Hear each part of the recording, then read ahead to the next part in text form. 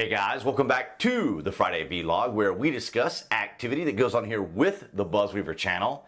That includes things like current events, headlines that are in the news, pop culture, social media, technology, and items of interest that come up during the week that allow us to have a little bit of a dialogue. If you're watching this on Rumble, BitChute, or Odyssey, I want to thank all of you guys for your support, and of course everyone here on YouTube. I appreciate all that you guys do here in 2022.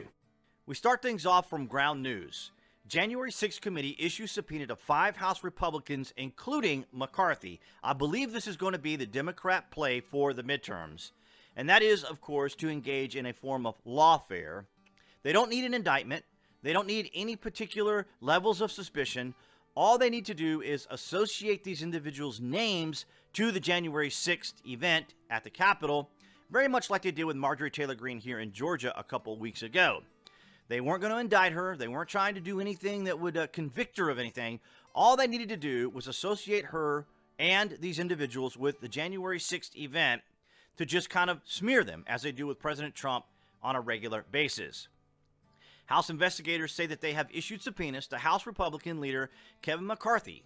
The subpoenas come as the investigation is winding down and as the panel prepares for a series of public hearings this summer. Now, I think public hearings is a very generous phrasing as opposed to lawfare dog and pony shows.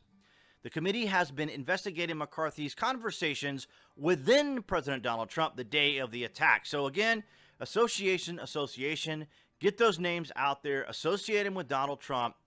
Try to illustrate, try to demonstrate that these individuals were part of some conspiracy that was never proven, of course, because we have covered it here on the channel several times. From various articles, I indicated the FBI found scant evidence that any of this was coordinated. And, of course, President Trump was acquitted by the Senate in any involvement when it came to this. And as we discovered also with Marjorie Taylor Greene. But this is a play because, as you can see here, additional news agencies, the legacy media, the various ones that are still going with this today, which as of this recording, it is May the 12th, Thursday.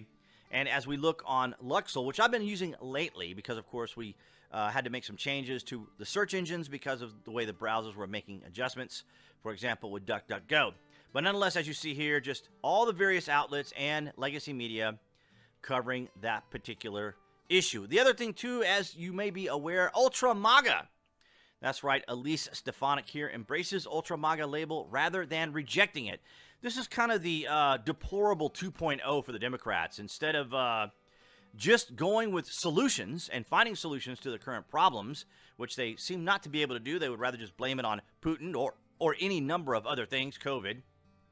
Well, the thing is, if you're going to place blame or suggest that these were part of the problems, you need to also present a solution, how you're going to deal with it. But that's the one thing that they seem not to do very often is present solutions. And this is why they censor.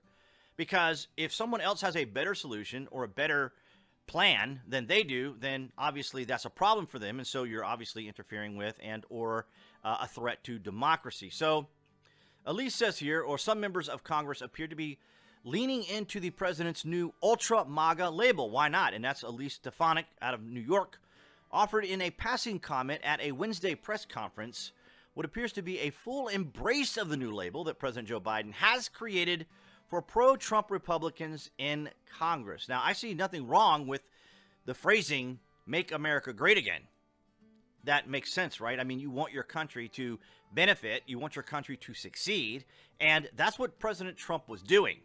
Because the deep state, if you want to call it that, the establishment, the cabal, however you want to phrase it, the individuals that are kind of behind the scenes were having issues when President Trump was president because he was benefiting the country, everyone, and they weren't benefiting as much. And so, of course, they were going to make sure that President Trump was not going to be the president for the next 4 years, and so they installed Joe Biden. Now, I've not seen 2,000 Mules yet, and that's a lot of that's going to be opinion and speculation because this was a very well-planned and organized strategy that the Democrats had when it came to mail-in ballots specifically.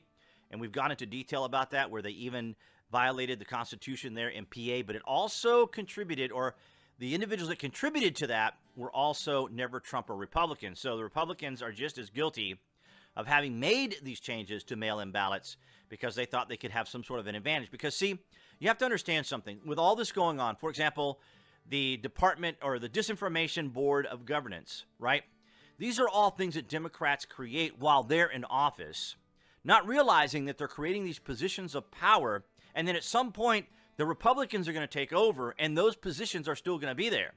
However, in most situations, the Republicans typically don't strategize or do things similarly to what Democrats do. That is, go after their political enemies, either by the FBI or CIA, however they want to go about going after their political enemies, IRS and that sort of thing.